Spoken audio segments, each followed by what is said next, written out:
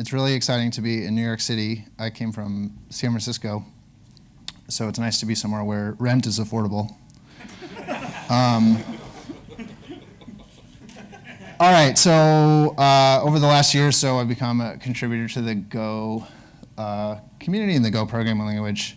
I wanted to share a little bit about that journey and how you can get started contributing and where you can get started contributing. So let's jump right into it. First, a little bit of background. I've been using Go for about 3 years in production. Started contributing around May 2016. The commits early on, and you'll probably follow the same pattern, were about months apart. Now they've been coming more frequently. I've landed about 170 patches. A lot just based on my experience. No particular one area, just using Go and kind of seeing where there could be interesting places to make a commit or things that I thought could be better and then contributing them.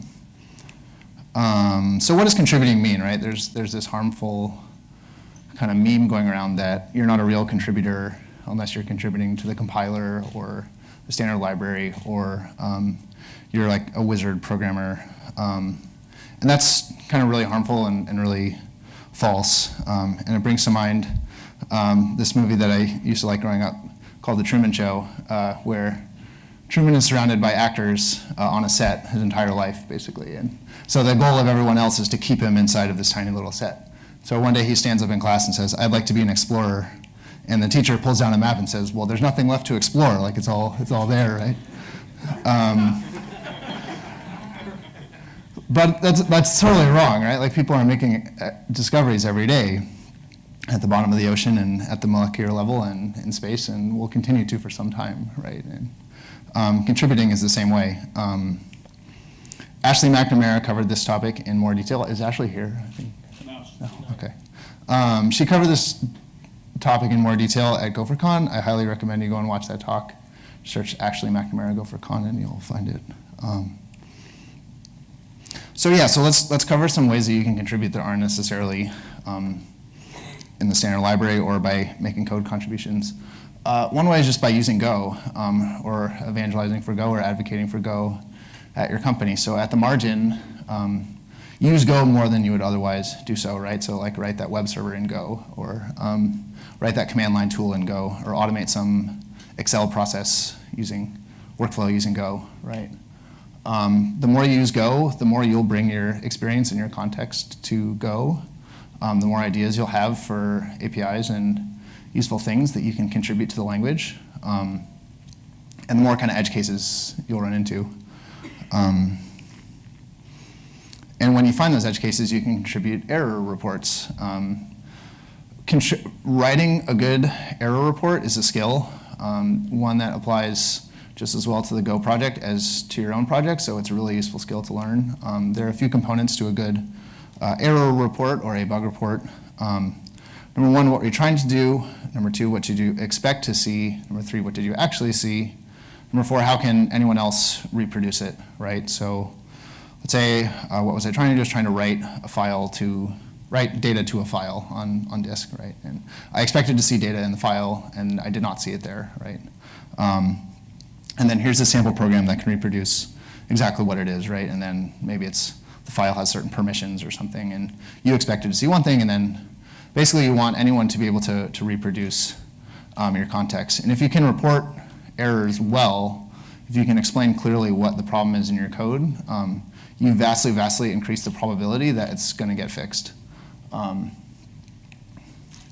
can contribute bug triage. So this is the other side of doing error reports, is that the Go project gets a lot of new issues every day from people in the community. And those basically, someone has to go through and respond and handle all of those messages, whether the solution is this is not the appropriate place for this, or there's a kernel of something in here that we need to fix, or whether you need to negotiate back and forth and figure out what's going on. But this is really important because the team that responds to these is not very large. So if you can contribute and be useful and be empathetic, and all of you have been extremely empathetic and great listeners this entire conference. So I think everyone that's in this room, by being here and wanting to improve themselves, is way ahead of the curve. So don't be shy about participating or contributing if you're interested in doing this.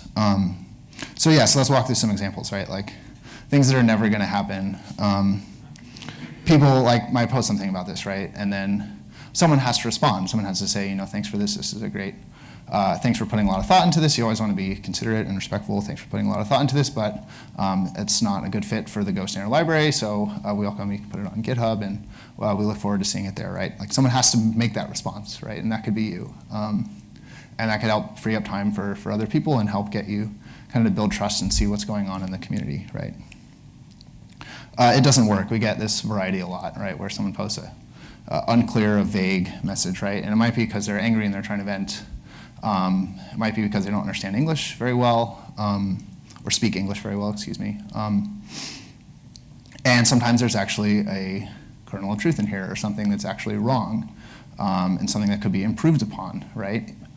Maybe it's the documentation, maybe it's the actual code, maybe it's how a user interpreted a certain phrase. So this normally involves a lot of back and forth, where you have to go back to the person and say, well, what did you expect? What did you see? How can I reproduce it? How can I, all the details that you kind of go through, right? And again, this is a skill that's useful in your company as well. You get reports from users about a phone crash or something. You need to figure out what's going on, right? Like, this is a useful skill, kind of triaging issues. Another one, technical things in the program that's way too big, right? So a compile panic is always an error for the Go team, because compiling a Go program should always result in an error printed to the screen, or it compiles your code successfully, right? It should never crash. The Go compiler should never crash, right?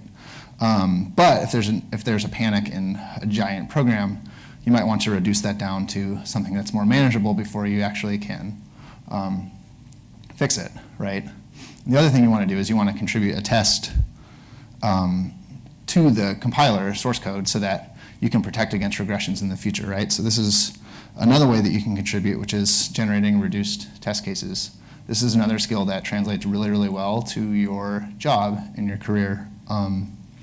Basically, the idea is taking a large program that does a lot of things and reducing it down to the subset of things that you need to actually reproduce the error, reliably reproduce it, right? Should produce 100% of the time. Some programs are racy, so then you might include instructions like run it with race detector on, or you need to run this 10 times and it'll probably show up once, right? If it has a 10% chance of occurring. Or, in the smallest possible program, so condense it down as small as possible on a common-ish OS.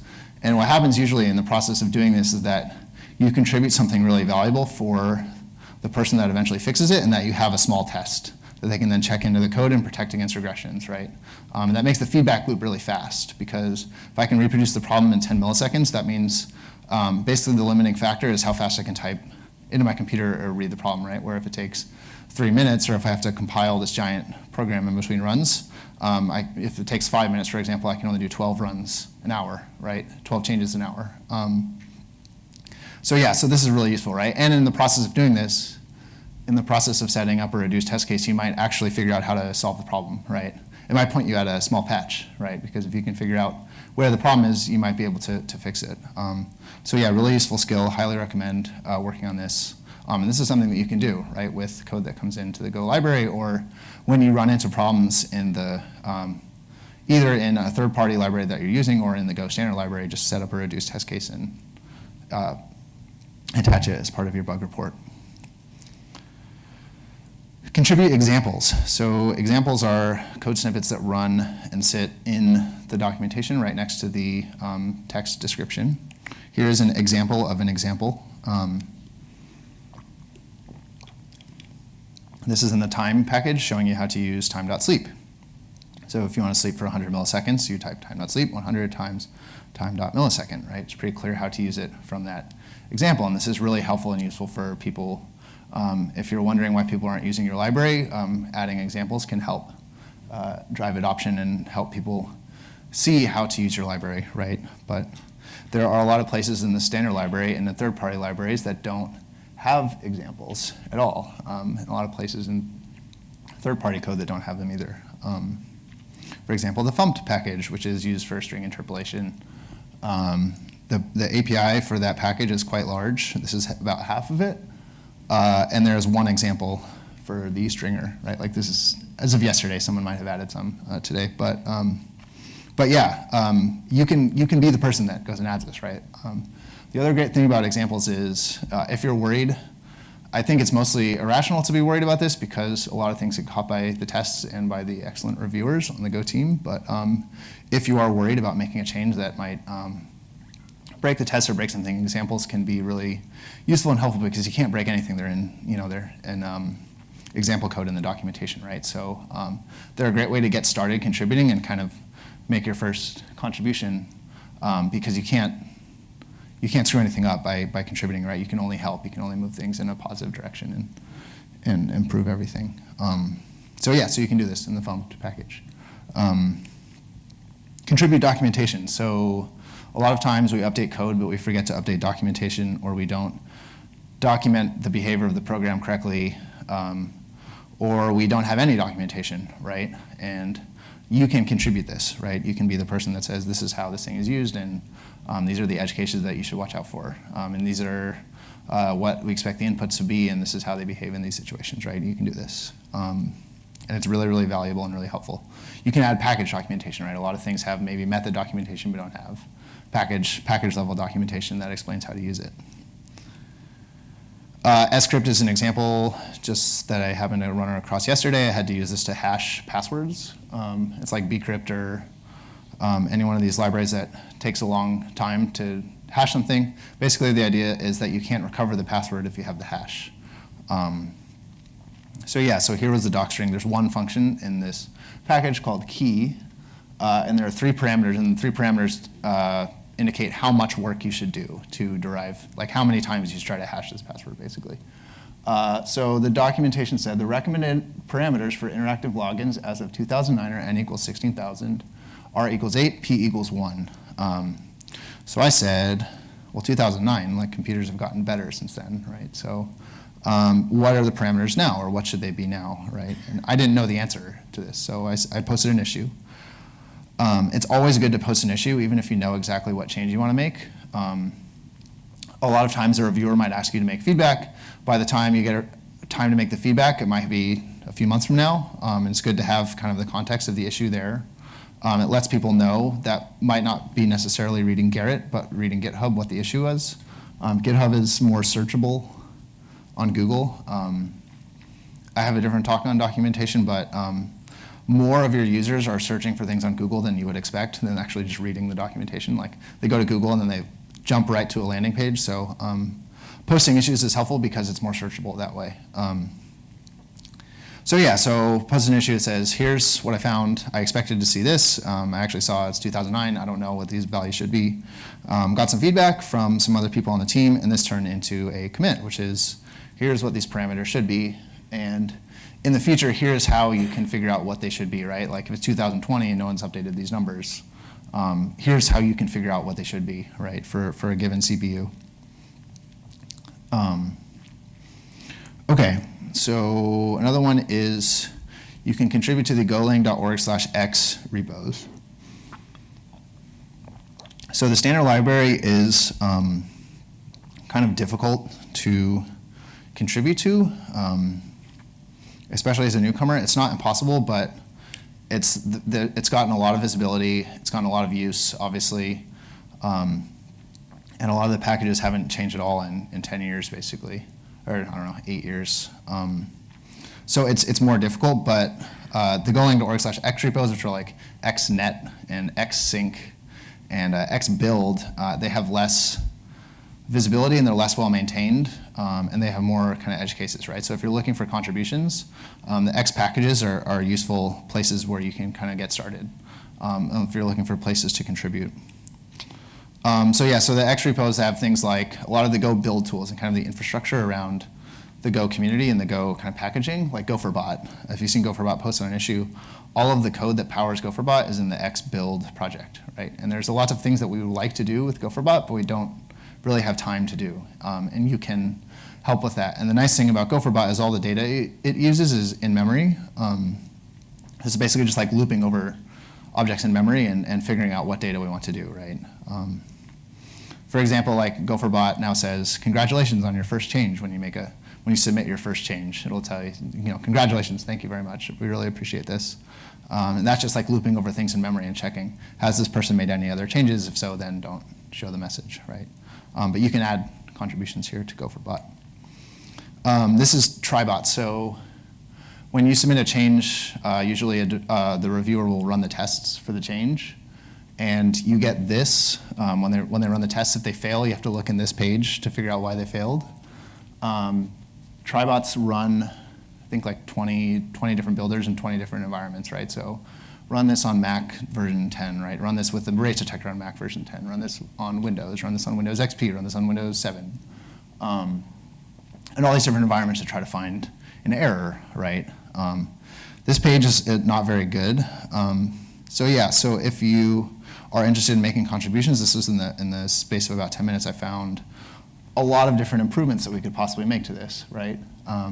Like we could clean up the borders to make them look nicer, right? Or we could change the user interface of the page to kind of put the information that you need right at the top, right? And all you really need to do this is like a background in HTML or a background in basic web programming, right? You don't need a whole bunch of experience to get started doing this, and any changes would be welcome. Like there's no one working on this page right now. Like this could be you, and it would be really, really helpful and useful for the Go team. And there's a lot of tools like this that are out there. If you're looking for ideas, check out the golang.org/x repos and look for interesting places to contribute. So we've got some ideas of possible contributions you can make. How do you get started? This is kind of tricky because there's no diploma, like there's no license that says you're a contributor now, like go forth and cut hair or build homes or whatever.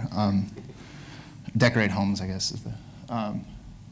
But yeah, so how do you get started, right? How do you get off the ground? The hardest commit you're gonna make, or the hardest thing, is just like doing the first thing, right?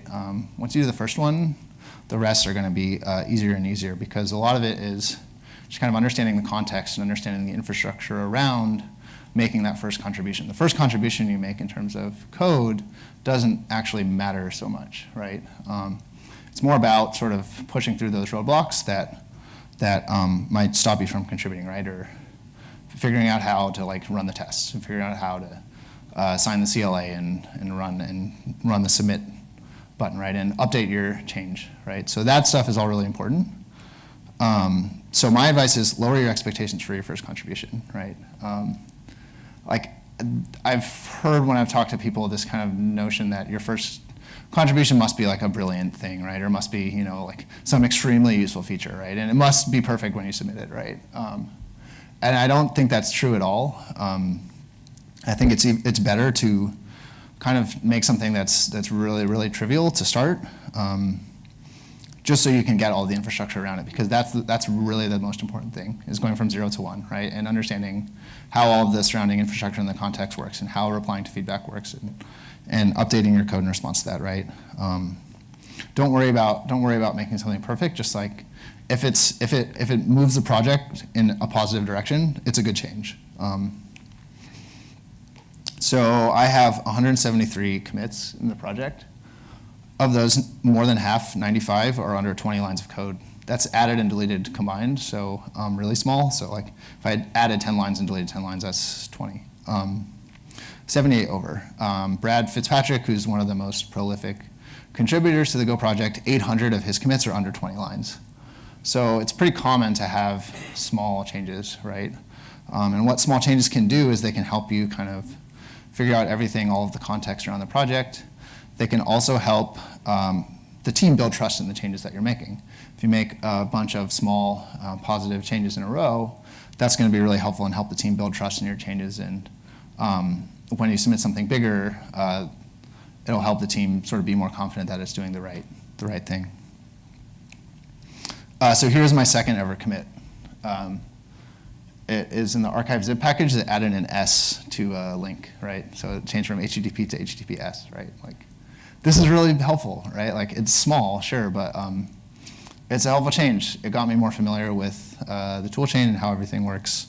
It's obviously better because that page was redirecting to the HTTPS, so it's helpful to make these kind of changes, right? If you spot them, like, don't worry that like this is too small or this is insignificant. Like, if you spot this and you want to do it, then do it. this is my third change. The first one before that was in May. This was in August. So some amount of time can elapse. That happens. I was reading code in the runtime package. I saw a typo, a spelling mistake, and I fixed it. And then I started reading the commit logs as they were coming in, both to see what was kind of going on in the Go project. I recommend it. And to look for possible ideas for contribution. I found another typo and I submitted that, right? So don't worry if your first changes are really small. Like, it's really, really helpful. The most important thing is getting you to go from 0 commits to 1, right? And if you find something small that helps, that's really important. Just as another example here, this is from Michael Rogers, who is a Node core contributor. He had this to say. He said, I've seen someone barely dip their toe into adjusting the Node.js website. A year later, they had learned C++ to contribute. Node is written in C++, a lot of it. Helped onboard more committers and is now one of the top-level decision makers in Node.js core. It's like, don't worry that what you're doing now, it might look small, but it's all about gaining context and gaining experience and learning what needs to be done and building trust, helping the team build trust in you, helping you build trust in the tools and understand how the tools work, right? And then once you experience that, like, you can grow and become a bigger contributor and take a bigger role in the project. We also set up this repo, the Scratch repo. So I think, Steve, this is your idea. Oh. So Steve made it popular, so thanks, Steve. But the Scratch repo, what it is basically like, if you don't have an idea of what you want to do, or if you're worried that a change you make might break, or if you're worried that you might submit it wrong or something, you can contribute to the Scratch repo. It's basically like, it's a Scratch. It's a playground for making whatever change that you want, and we'll review it like it's a real change on the website. So here's a basic example. You get a folder. You can see Andy at the bottom of the page. Andy spoke yesterday. And you can put whatever you want in the folder. It's fine. It doesn't matter.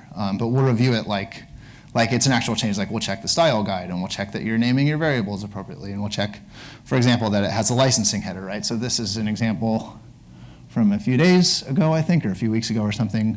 So every file that you commit has to have this licensing header attached to it, copyright 2017, the Go authors, blah, blah, blah, blah, blah. So we'll give this kind of feedback on the thing, right? And you can take as many tries as you want to get it right. It's totally fine.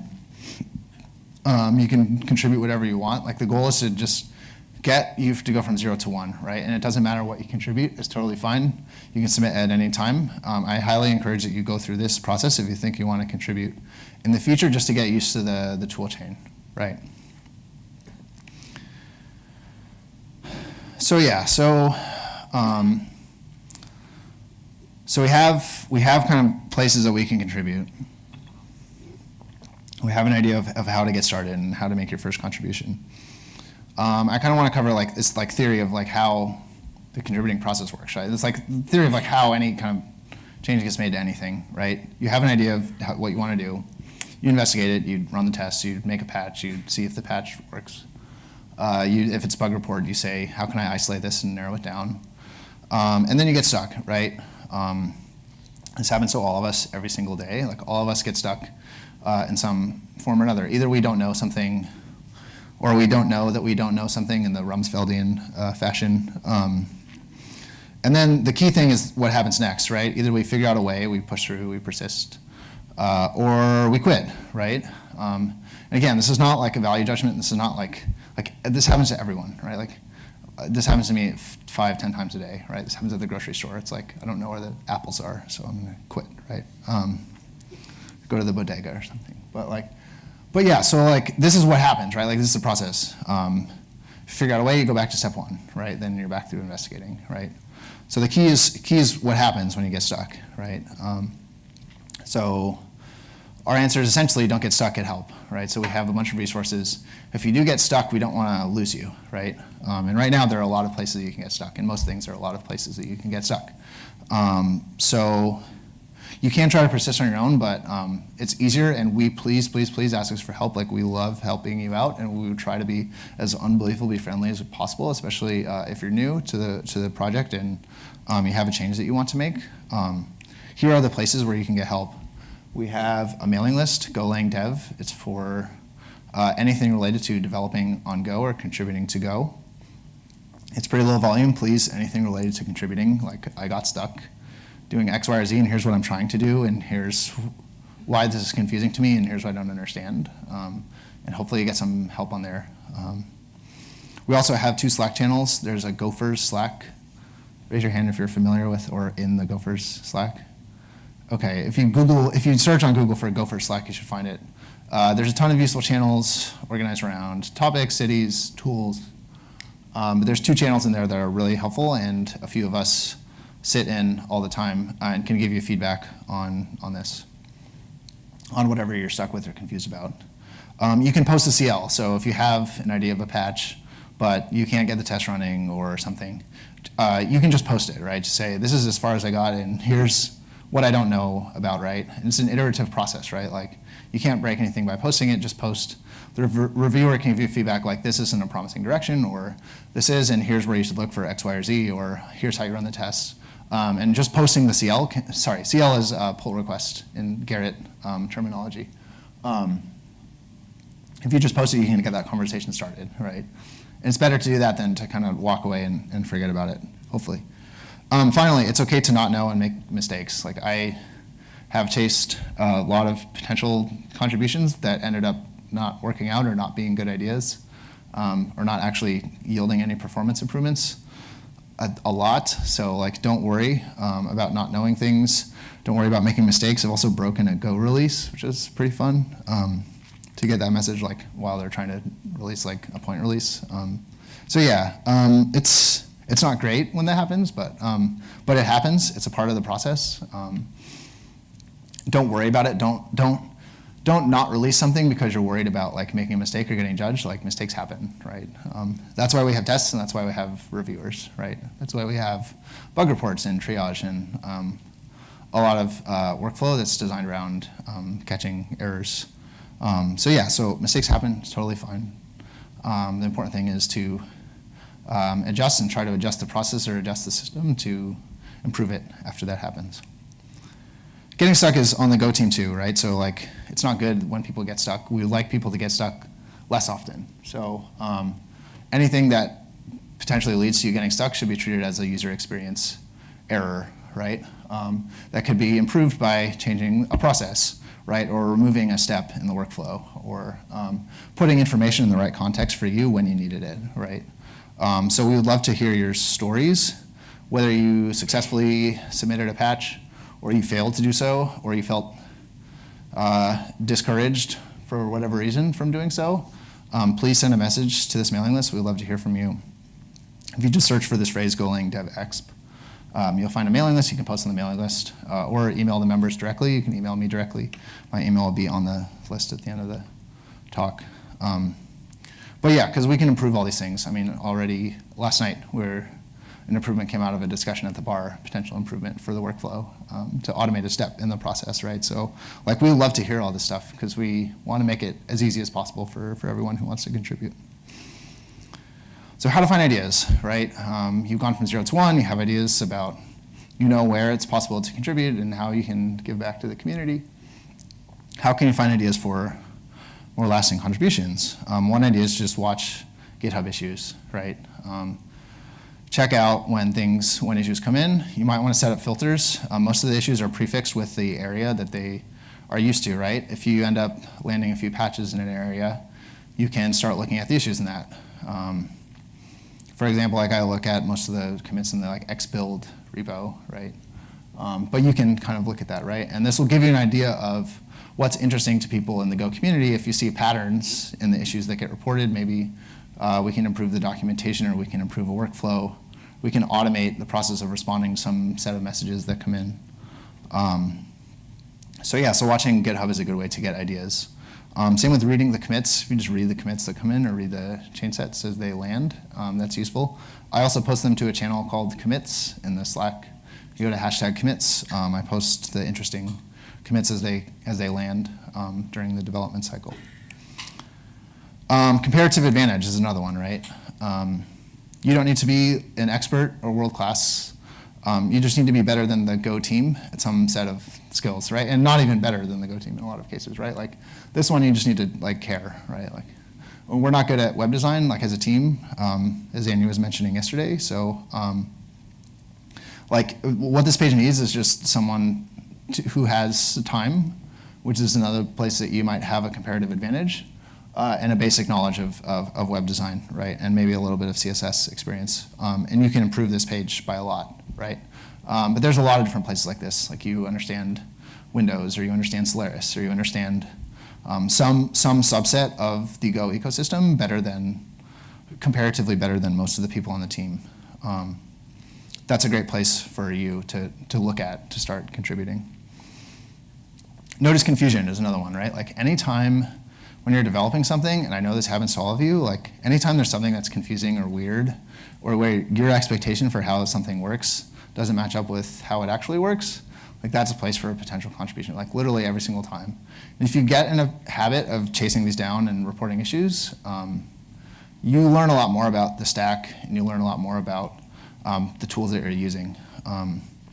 This approach has really paid dividends for me. For example, I was parsing email addresses, and the net mail package was choking on this email address because of the parentheses in the middle name of this person.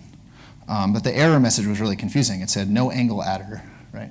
That doesn't make sense because you can see there's an angle adder right there. It's it's the braces around the email address, right? So this is going to be confusing for some subset of users that run into this problem, right? And just to do some basic math, Russ Cox estimated there are about 750,000 Go developers right now.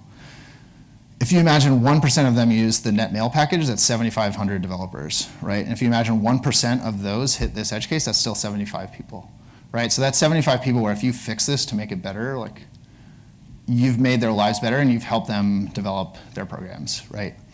And this will pay dividends, right? More people, the number of developers is only going to increase, right? And the number of people that hit this error message is only going to increase. So you can make a big difference by making small changes and making small improvements in the Go library and the Go tools. Yeah, so I want to talk about this really fast, which is I've kind of assumed over the last 25 minutes or so that contributing is a good thing, and it's something that you should do, and here's how and the logistics of it. But I think it is an open question about whether you should. In particular, open source software is largely based around free labor. Like I don't get paid directly to work on Go or respond to issues or post issues on Go. And this is largely true of a lot of the open source community. It's not something that's specific to Go. Obviously, it's not true of everyone. There are a lot of people that get paid to work on Go. When you get started, you're probably going to be contributing for free, right? And there's some large companies that benefit from a lot of the work that you're putting in, right? They give back to the community as well. But a lot of the biggest companies in the community, right, like they're benefiting from the work that you're putting in, right? And so it makes me a little bit uneasy to stand up here and be like, yes, you should contribute to Go, right? Like when it's maybe encouraging you to kind of make contributions for free that other people are going to be benefiting from, right? So Google, for example, does a lot of really interesting things. They make self-driving cars, which are going to save a lot of lives sometime in the near future. Like that's really cool. They make it really easy to find things. They also have some questionable labor practices, like under a decade ago, they were engaged in a cartel with 6 other Silicon Valley companies to keep engineering salaries down, right? Basically, they agreed not to poach engineers from each other. If you're an engineer and you work full time, like this should really concern you. This resulted in a $415 million settlement in 2014, I think. But yeah, like this kind of thing is a reason, like don't be shy about asking for more money, like never do that. Always ask for more money, like it's fine. Because these people didn't feel bad, I guarantee you. Google is currently under investigation from the Department of Labor for their pay practices, right? They're looking at whether women and minorities get equal pay for equal work. It's not clear what the outcome of that investigation is going to be, but they haven't really been contributing or participating fully in that. They've been kind of reluctant to give some data that the Department of Labor is asking for, right? These kind of things I think should raise questions about whether you want to spend free labor participating in this process, right? I think you should think about it, right? And it might be worth it. For me, it's worth it. So like, I'm a consultant. I sell consulting services to clients. Like, when I contribute, I can advertise that I'm a Go contributor, right? And it's worth a lot. I wouldn't be up here talking to you if I wasn't a Go contributor, right? So yeah, but I want you to think about it, right? Like, think about the ethics of everything that you're doing in the community. Another approach is you can actually go and get paid, right? So you can talk to your employer and say, I would like to spend 10% of my time working on Go because I think it would be good for me and I think it would be good for the team if I understood Go better, right? There are some companies that will pay you to do open source.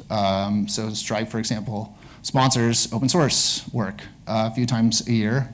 Segment, I think, also did a program like this. Google also does a fair amount of sponsorships for open source, to their credit.